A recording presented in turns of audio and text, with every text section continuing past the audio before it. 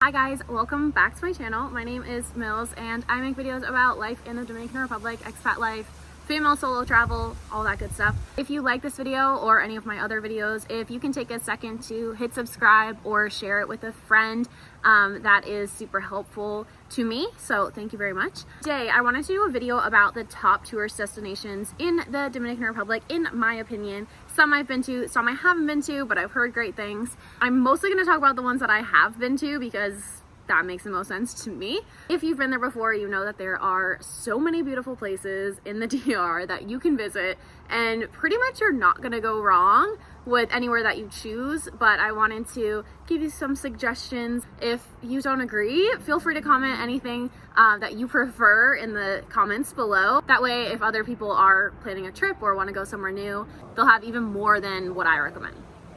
Teamwork. So first, I have to say Jarabacoa, I love it so much. I lived there for a year and I think it's one of the most beautiful places on the island, hands down. Not near a beach, but it has so many beautiful, beautiful mountains, so much green. So if you want to see some green or if you miss it, go there. So many rivers. There's waterfalls. It's called the City of the Eternal Spring because it's just always the perfect temperature. It's around like 75, 80. It's just always so nice. I hope you guys have like pens or paper or whatever to write this stuff down. Take notes on your phone because I'm gonna go a little bit fast. But I think that if you go to Jarabacoa, you definitely need to check out some of the waterfalls. I recommend Baiguate and Himenoa. There's Himenoa 1 and 2. One is harder than the other one. I recommend the harder one because you get to hike all the way down to the waterfall and then hike back up. It's a really good workout. It's a little bit harder obviously, but the waterfall is massive when you get to the bottom. And when we went, the water was pretty brown, but it was still fine to swim in. I don't mind that, whatever. It's just not as pretty for pictures. Another place that you need to go in Jarabacoa is Aroma de la Montaña. It is a restaurant on top of a huge mountain, beautiful. You can't take a moto up there, you have to take a car. It's a restaurant. It's actually called Hamaca de Dios, and it rotates slowly while you're eating if you eat inside. So you'll get to see like the entire 360 view during dinner. It's really slow so you won't get sick or anything, but it's gorgeous. Anytime I had a chance to go there, which you don't go too many times if you live there, but I always took it because it's just beautiful view. You get to see all of the city. Another really fun thing to do if you go to Jarabacoa is whitewater rafting. I had a terrible experience doing this one of the times that I went on a mission trip, and I almost drowned, literally. One day I'll tell that story. So I don't do it anymore, but I think that's a rare situation, so you should totally do it. 2, paragliding, which was so fun. If you're brave, you should totally try it. They drive you all the way up like an hour into the mountains, even higher than Jarabacoa, and then you go on a parachute with a Dominican like attached to you. He's the guide, and you just like hang there and run off the side of the mountain and float down. It is amazing, and I was so scared, but I'm so glad we did it. And if you're there, you should check it out. It's just the most beautiful view when you're coming down. Okay, the second place that I recommend, one of my favorite places on the island, Las Terrenas. Not La Serena. Everyone always thinks I'm saying it like that. My bad. It is on the north coast of the DR, like northeast coast, and it is beautiful. You need to go there. It is amazing. I'm buying a house there. The end. It is one of the most beautiful towns and beaches in the DR. It's really popular with expats, but more so kind of like European expats in my experience, lots of Americans too. If you want to experience kind of like traditional life, that's a great place to be. Playa Bonita in Las Terrenas is gorgeous.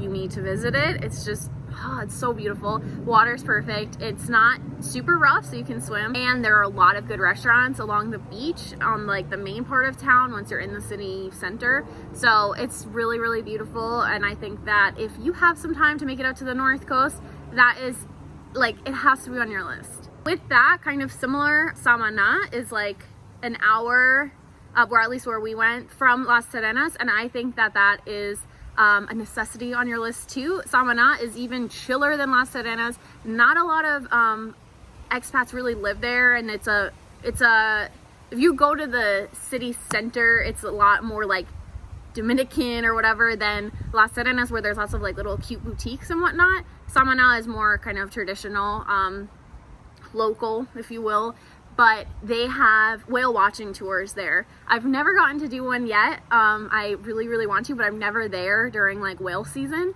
So you can catch a boat. It's pretty cheap in terms of like tourist attractions. Go out, see some humpback whales, and take pictures for me.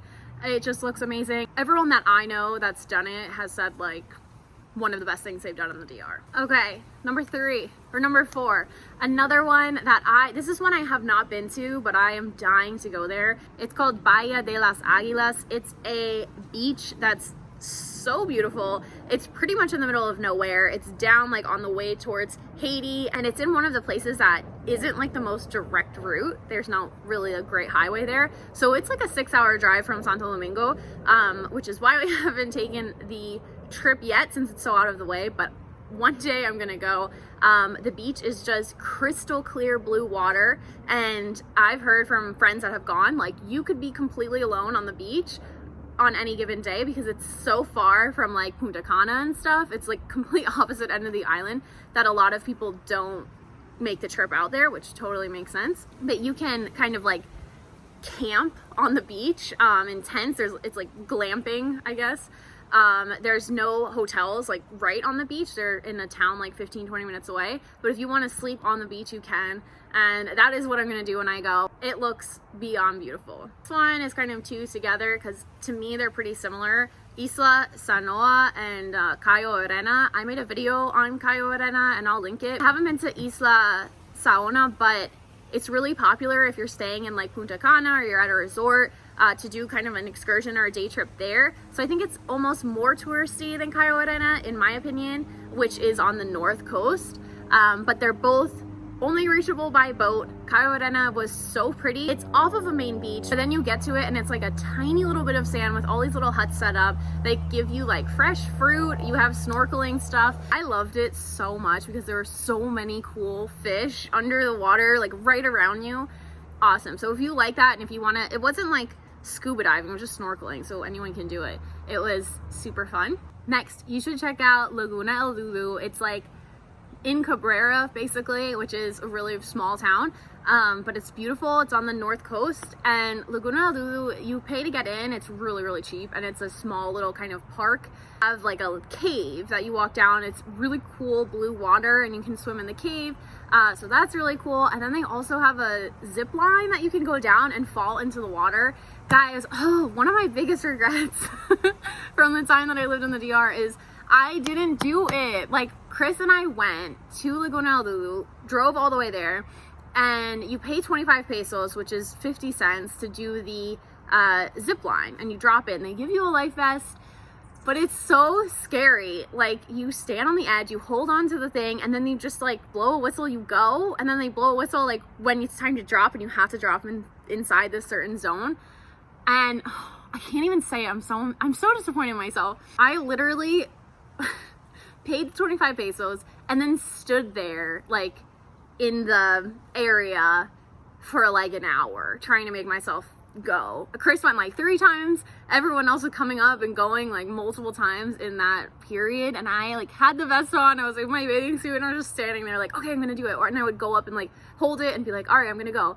And then I would chicken out, and I'm still so mad at myself. But there must have, I'm telling myself there was like a reason I was too scared to do it. Because I was like, if I can do paragliding, I can do the zip line, right? But I was like, no, I'm gonna fall. I can't get my fat ass to the center of the circle, and I'm gonna hit my head on a rock, and disaster. So if you go, you need to do it because it looked a lot of fun. This girl was like, oh yeah, I had a baby 2 weeks ago and I'm doing it. I'm like, I have no excuse. So that is a really fun little excursion on the way. Maybe if you're going somewhere else, to stop in and check out. It's really pretty. I like a nice day trip type of thing. All right. I should have said this with Samana, but I really think that Playa Rincon should be on your list. It is near Samana. It's like Samana province, and it is a lot of fun. We actually went during Semana Santa, which is like Easter week, and it was insanely crowded. It's kind of cool because there's the ocean, and then there's like a not a river, but like on the other side of the beach. I guess I'll just say river because I don't know. The water's so cold in that part, and everyone just like sits and plays in that part.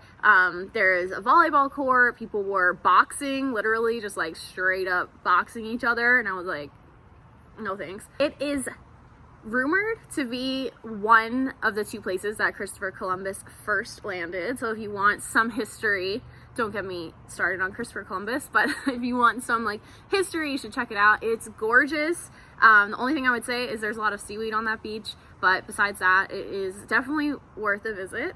Next place to add to your list is Zona Colonial in Santo Domingo, or the colonial zone. It's like the old-fashioned streets in Santo Domingo, and there's a lot of history there too. It is really pretty. I've put up a vlog before, but it's like cobblestone streets in that area, a lot of really old buildings. There's great restaurants, expensive but great. You can walk around, there's pretty lights, you see all the people, lots of locals, lots of tourists. Everyone's out on the weekend nights kind of eating or drinking or sitting in the park, whatever. And since it's the capital, you have to go, and that's what I would recommend for a tourist. Another one of my favorites is Cabarete. I think that Cabarete is such a fun town, especially like it's such a good mix of locals and tourists, in my opinion. And if you're into sports, it's the place to go. You can surf, windsurf, kite surf, horseback ride, any of that cool stuff. That's pretty much a perfect place to go. Actually, it's one of the best kite surfing beaches in the world, so there's a lot of international people there. We've done horseback riding there, and there's a lot of fun excursions from Cabarete. Like, we've gone on an excursion where you jump off waterfalls. It's like a whole chain. We went through a company called Iguana Mama, and it was a lot of fun. It was really scary at first, but you have a helmet and everything. You jump off the waterfall, you rappel down some of them with a rope, and it was really cool. The water is really pretty there. It's rough in some places, but it's just gorgeous, and there are a lot of really good restaurants right on the beach, which is fun because at night or in the day you can walk on the beach, pick a restaurant, sit down, eat while you're like right on the water, on the sand. A lot of good bars and clubs there. So I've had a lot of fun in Cabarete. I think that if you're going up there, it should definitely be on your list. This one, I'm gonna put like 2 in 1. I would say the resorts at Punta Cana and Casa de Campo. They're kind of different because they're like an hour apart. Casa de Campo is like very luxurious, pretty private. A lot of people have really nice homes on Casa de Campo. It's like a closed off kind of compound. Amazing service. If you want like a very classy, great customer service, go all out vacation, gorgeous. Casa de Campo is great. And then Punta Cana, if you're into resorts, there's tons to choose from really expensive to pretty cheap.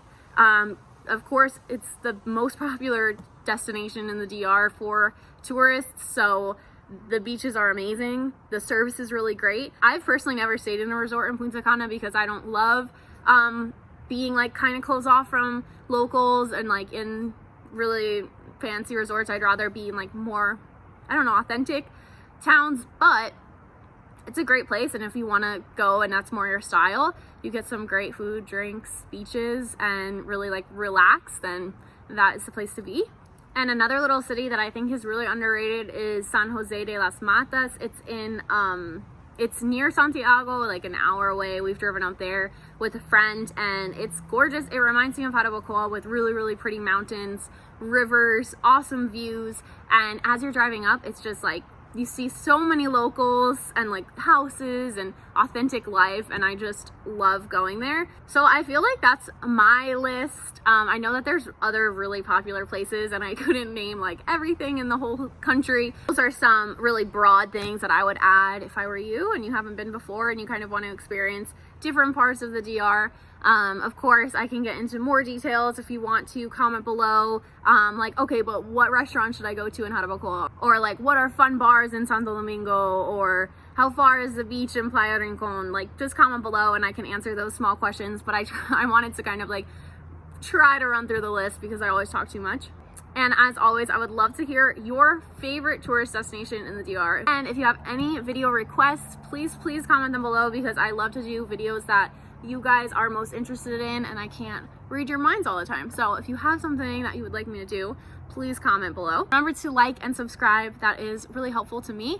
And I've actually been thinking about kind of doing like an online book for, I forget what that's called, an ebook for kind of like destinations in the DR and like the first steps on being an expat or moving abroad. So comment if you think that would be helpful to you, kind of like an all-in-one manual guide. Anyway, as always, thank you so much for watching. New video coming this week, and I will see you guys soon. Bye.